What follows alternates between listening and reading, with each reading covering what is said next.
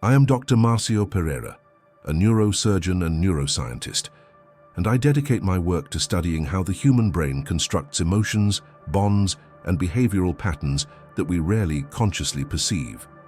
Today, I want to talk about something that seems simple at first glance, but which hides one of the deepest conflicts of the human mind.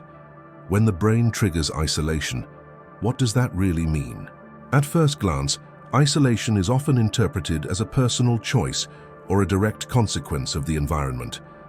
The socially accepted explanation is almost always linear, comfortable, and seemingly logical. Some people are more introverted, others have experienced disappointments. Some prefer their own company, others simply don't fit in. This narrative offers immediate relief because it preserves the idea of conscious control and keeps the notion of identity intact. If I am isolated, it is because I want it to be, because that's how I am, because the world is hostile, or because others don't understand me. However, this explanation ignores a fundamental point. The human brain does not operate primarily based on rational decisions, but on systems of protection, prediction, and emotional survival that form long before language, reflection, or social identity. When someone withdraws, retreats, or progressively disconnects from others, what is at stake is rarely a clear preference. In most cases, it is an active mechanism of the nervous system, operating silently to reduce threat, uncertainty, and anticipated pain. Isolation, from a neurological point of view, doesn't begin as loneliness. It begins as regulation. The brain learns throughout life to associate attachment with risk, proximity with exposure, and human contact with emotional unpredictability. Each rejection, each unresolved frustration, each unstable bond leaves physiological traces. These aren't memories in the narrative sense, but fine-tuning in circuits linked to fear, dopamine, attachment, and anxiety. Gradually, the brain begins to interpret the other, not as a source of security, but as a variable too unstable to be tolerated without cost. Society, in turn, reinforces a superficial understanding of this process. It romanticizes isolation as autonomy, as strength, as emotional independence. It celebrates the idea that not needing anyone is a sign of maturity, when in fact, biologically, the human brain was shaped to survive in a network, in connection, and in cooperation. This cultural contradiction creates a dangerous illusion that distancing oneself is always a conscious decision, when often it is merely the automatic response of a nervous system tired of defending itself. What is rarely discussed is that, by isolating oneself, the individual is not protecting themselves from others, but from internal states that contact activates: expectation, hope, fear of loss, a feeling of inadequacy. The brain learns that absence hurts less than the possibility of frustration and begins to treat isolation as an emotional survival strategy. Dopamine, which should be linked to the anticipation of encounters, begins to associate itself with the predictability of control and the absence of risk. Being alone begins to seem safer than being connected, and it is precisely here that the first crack in the comfortable narrative appears. If isolation is not a clear choice, if it is induced by protection circuits that operate outside of awareness, then the inevitable question begins to form. To what extent is what you call a preference for being alone actually a fear that your brain has learned not to question? One of the biggest misconceptions about isolation is the idea that it arises abruptly, like an isolated event or a clear decision made at a specific moment in life. In reality, the brain doesn't function through sudden ruptures, but through silent accumulations. Withdrawal rarely begins as rejection of the other. It begins as internal micro-adjustments, almost imperceptible, made to reduce emotional strain. From a neurobiological point of view, every social experience is processed as a cost-benefit calculation.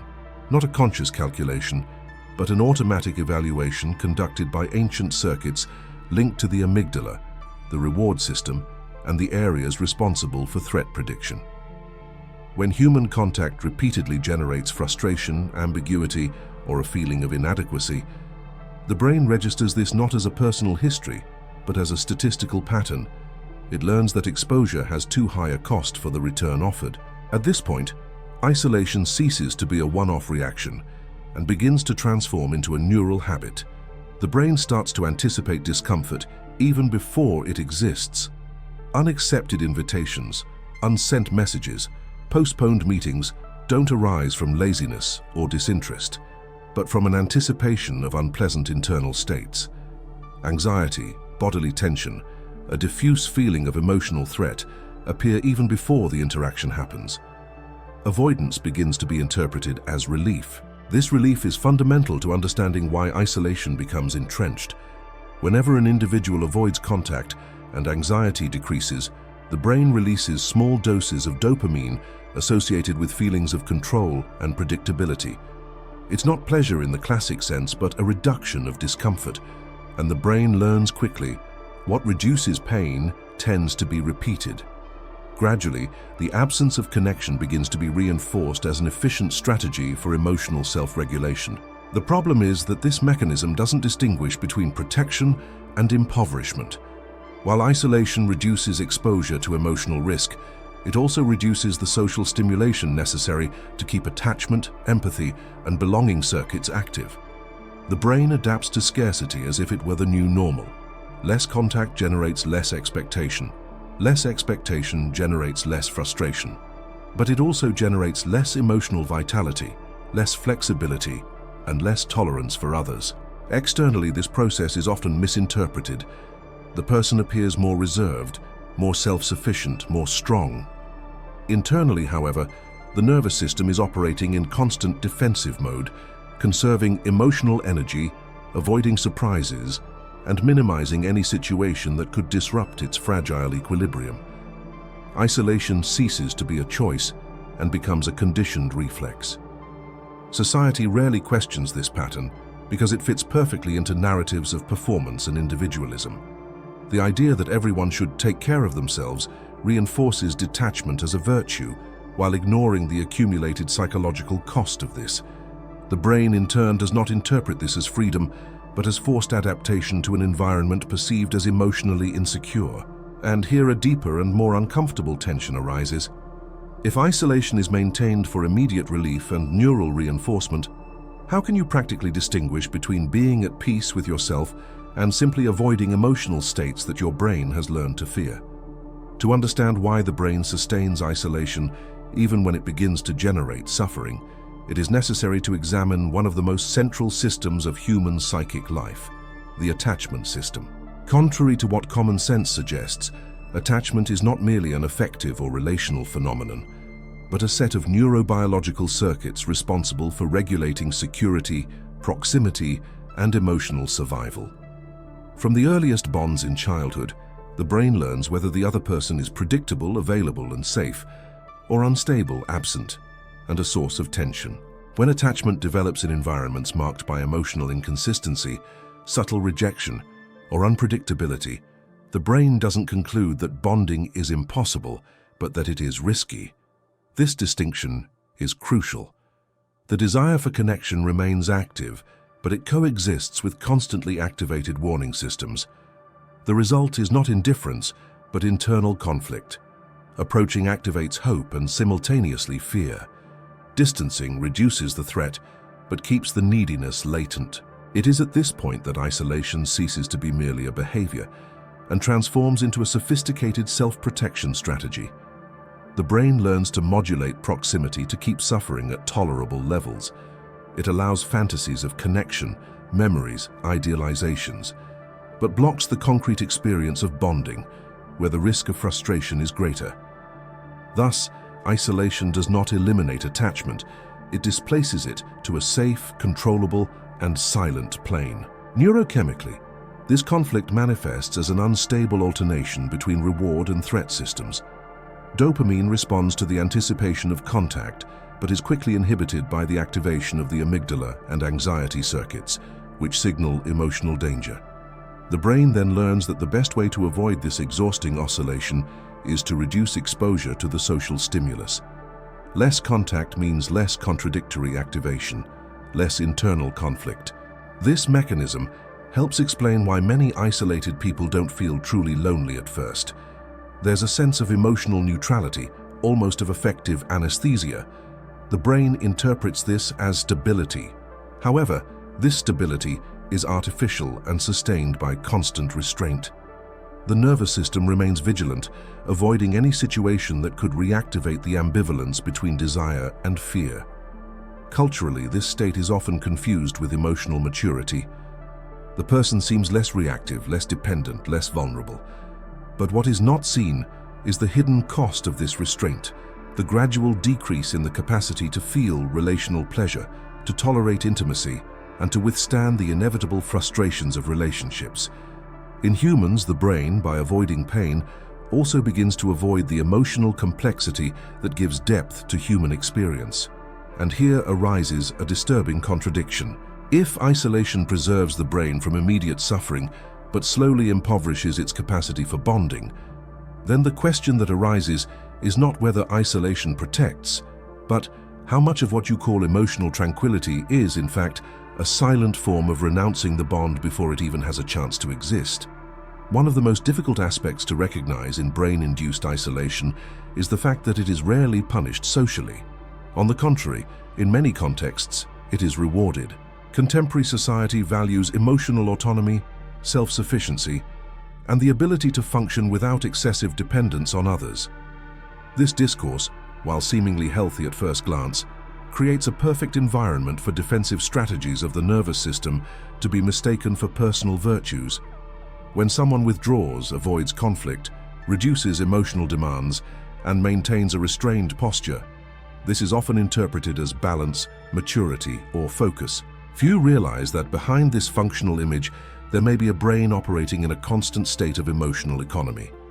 Isolation, in this context, not only reduces the risk of frustration, but also avoids exposure to vulnerability, unpredictability, and the discomfort inherent in real human relationships. This process is reinforced by social structures that offer substitutes for deep connection. Digital interactions, utilitarian relationships, superficial contacts, and occasional validations activate small dopamine releases without requiring significant emotional commitment. The brain learns that it is possible to obtain minimal social stimulation without the cost of intimacy. The illusion of connection is maintained while risk is carefully avoided. From a neurological standpoint, this creates a dangerous imbalance. The circuits responsible for deep attachment require repetition, tolerance for frustration, and exposure to the real other, with their flaws and unpredictability. When these circuits are not activated, they don't disappear, but they become less accessible. The brain begins to operate in a shallow, functional relationship mode that preserves the feeling of control but limits the emotional experience. Over time, this adaptation begins to generate silent consequences.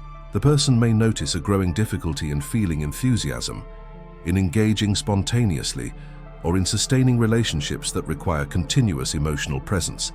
There is no obvious traumatic event, no clear collapse. There is only a diffuse feeling of disconnection, often interpreted as tiredness, disinterest, or a change in personality. Society once again legitimizes this interpretation. We change, we mature, we become more selective. There is little discussion about how much this selectivity may actually be a progressive restriction of emotional tolerance. The brain learns that less attachment means less risk and begins to treat any deeper connection as a threat to the balance achieved. At this point, isolation ceases to be merely a response to the past and begins to shape the future. It redefines expectations, reduces possibilities, and narrows the field of available emotional experience. And it does so gradually that it is rarely questioned. The tension that emerges here is subtle, but decisive. If society rewards detachment and the brain reinforces it as a form of protection, at what point does the individual realize that what has been called maturity may actually be limiting their ability to experience real connections? As isolation becomes established as a stable pattern of emotional functioning, the brain begins to pay a price that is rarely immediately perceived. This is not acute suffering or easily identifiable pain, but a progressive, almost imperceptible wear and tear that accumulates over the years. The nervous system, operating continuously in defensive mode, needs to keep containment mechanisms active, and this consumes significant psychic resources. From a neurophysiological point of view, the constant maintenance of emotional vigilance keeps baseline levels of tension high. Even in the absence of real threats, the brain remains prepared to avoid surprises. This affects stress regulation, sleep quality, and the capacity for emotional recovery. Isolation, which began as a relief strategy, comes to coexist with a chronic feeling of inner fatigue, often described as apathy or exhaustion without apparent cause.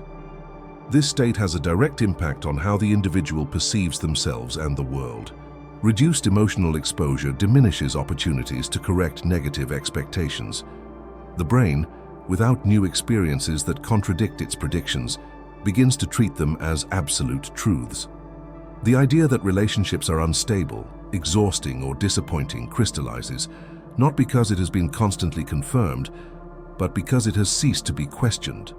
At the same time, the desire for connection doesn't disappear. It remains active, but without a channel for expression. This generates a silent internal conflict. One part of the brain yearns for closeness, while another blocks any movement in that direction. The result is a feeling of emptiness that has no name, often mistaken for a lack of purpose or loss of interest in social life. Over time, this conflict begins to manifest itself in repetitive patterns. Relationships that don't progress, sudden separations, difficulties in maintaining emotional intimacy, cycles of approach and withdrawal. Externally, these repetitions can be attributed to chance or incompatibility. Internally, they reflect a nervous system trying to reconcile opposing needs without managing to integrate them. Society offers few tools to recognize this process. Isolation is treated as a personality trait, not as an emotional adaptation. The absence of explicit suffering is interpreted as a sign of health, while the gradual impoverishment of affective experience goes unnoticed. The brain, in turn, continues to operate efficiently within a model it has built itself to survive. It is at this point that self-protection begins to transform into a structural limitation. What once avoided pain now hinders emotional growth, relational learning, and the expansion of tolerance towards others. Isolation ceases to be a response to risk and becomes the very psychic environment in which the individual lives. The question that inevitably arises is an uncomfortable one. If the brain learns to survive by avoiding bonding, how can we recognize the moment when this survival instinct begins to cost us the very ability to feel truly alive in relation to another person? When isolation reaches this deeper stage, the greatest obstacle is no longer the fear of the other, but the difficulty in recognizing one's own pattern.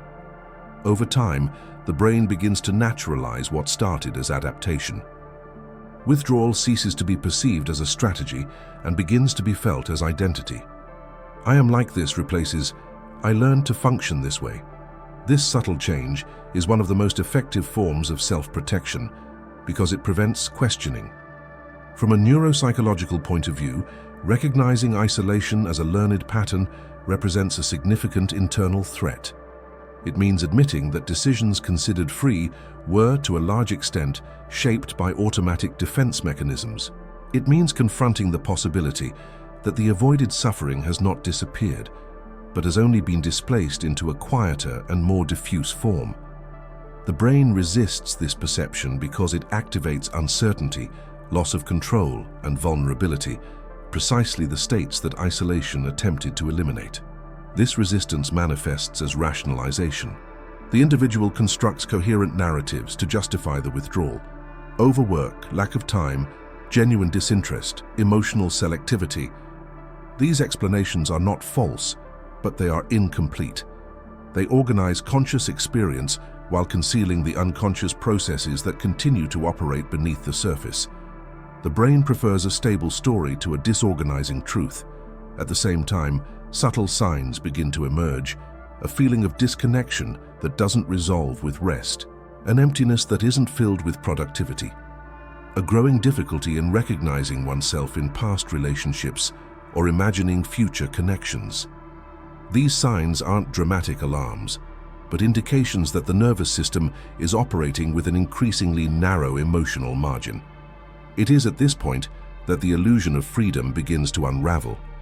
Isolation, which seemed like a choice, reveals itself as restriction. Emotional autonomy proves to be dependent on constant control.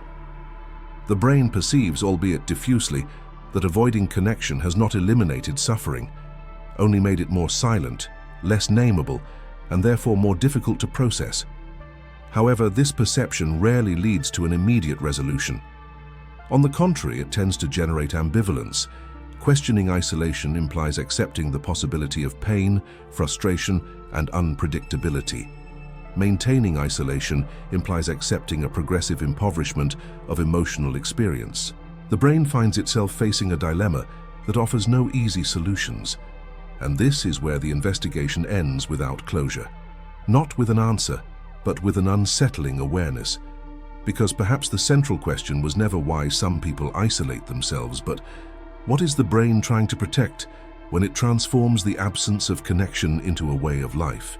And how much of that protection is actually fear of seeing what has always been there, waiting to be recognized?